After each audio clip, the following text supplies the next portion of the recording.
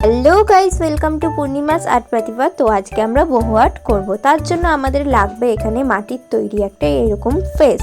বহু আর্ট করার জন্য আমি ফেব্রিক কালার ইউজ করেছি। এখানে আমি ব্ল্যাক ফেব্রিক কালার ইউজ করছি, আর ডায়াল কোম্পানির তুলি ইউজ করেছি। এখানে আমি 6 নম্বর তুলি ইউজ করছি।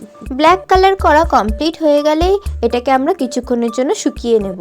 ব্ল্যাক কালারটা শুকিয়ে যাওয়ার পর দেখো এটাকে এরকম ভূতের মতো দেখতে লাগছে। এবার এটাকে সুন্দর করে আমাদেরকে সাজাতে হবে। এবার আমি একটা স্পঞ্জ নিয়ে নিয়েছি আর গোল্ডেন কালার ইউজ করছি। গোল্ডেন কালারটা আমি নাকে, আইব্রোজে ইউজ করব আর কানে ইউজ করব। আর এটাকে ড্যাব ড্যাব করে ইউজ করতে হবে। আর আমি একটু বেশি করে গোল্ডেন কালারটা ইউজ করছি যাতে চকচক করে জায়গাগুলো। তোমরা যদি জানতে চাও আমি এই মাটির মূর্তিটা কোথা থেকে কিনেছি, তাহলে আমি বলে রাখি আমি এই মাটির মূর্তিটা অনেক দিন আগে কিনেছিলাম, তাও আবার চণ্ডী মেলা থেকে। মেলার থেকে বেশিরভাগ সময় আমি এই ধরনের জিনিসই কিনি যাতে আমি নতুন নতুন ভিডিও বানাতে পারি। গোল্ডেন কালার করার সময় এক্সট্রা জায়গায় একটু গোল্ডেন কালার লেগে গেছে, সেগুলোকে মোছার জন্য আমি আবার করে ব্ল্যাক কালার ইউজ করছি। চোখ দুটোকে কালার করার জন্য আমি ডিপ ইয়েলোর সাথে লেমন ইয়েলো, রেড আর একটু হোয়াইট মিশিয়ে এই অরেঞ্জ কালারটাকে তৈরি করে নিয়েছি। আর এই ছোট ছোট জায়গাগুলোকে কালার করার জন্য আমি ডায়ালের 2 নম্বর তুলি ইউজ করেছি।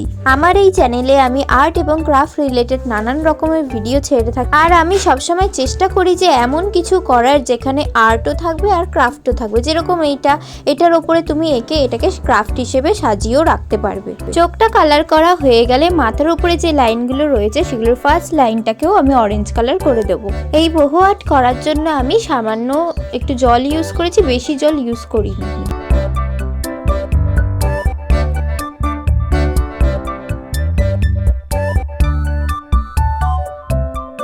তো তোমরা দেখতেই পেলে আমি কোথায় কোথায় অরেঞ্জ কালারগুলো করেছি। অরেঞ্জ কালার করা হয়ে গেছে, এবার আমি ইয়েলো কালার ইউজ করছি। এই ইয়েলো কালারটা করার জন্য আমি লেমন ইয়েলোর সাথে সামান্য একটু হোয়াইট মিশিয়েছি। কালার করার সময় খেয়াল রাখতে হবে নিচের ওই কালো কালারটা যেন ফুটে না ওঠে, তার জন্য বারবার কালারটাকে ইউজ করতে হবে। আমার ভিডিও শেষ অবধি দেখো আর জানাও তোমাদের কাছে কেমন লাগছে।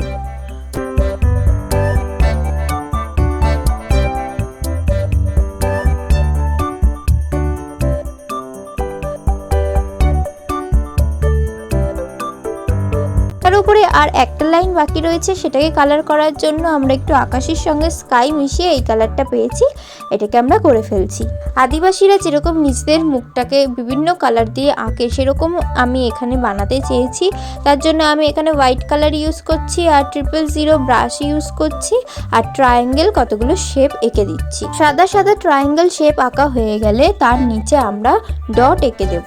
ডট দিয়ে আমরা মাথার মুকুটটাকেও ডেকোরেট করব। ইয়েলো আর স্কাইয়ের জায়গাগুলোতে ব্ল্যাক কালারের ডট হবে আর অরেঞ্জ জায়গাগুলোতে হোয়াইট কালারের ডট হবে।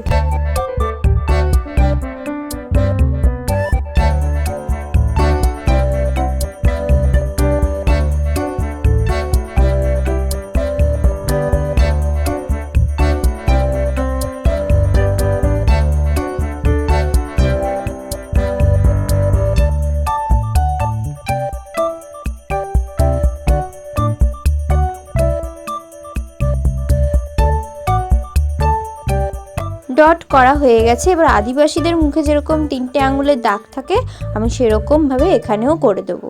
মুখটাকে আরো ডেকোরেট করার জন্য আমি ডটস ইউজ করব আর ট্রায়াঙ্গেল শেপ ইউজ করব। এগুলো আমি সব হোয়াইট কালার দিয়েই কমপ্লিট করব। তো তোমরা দেখতে থাকো জিনিসটা শেষ পর্যন্ত কেমন দেখতে হয়, আর আমাকে কমেন্ট করতে একদমই ভুলো না তোমাদের কাছে ভিডিওটা কেমন লাগলো।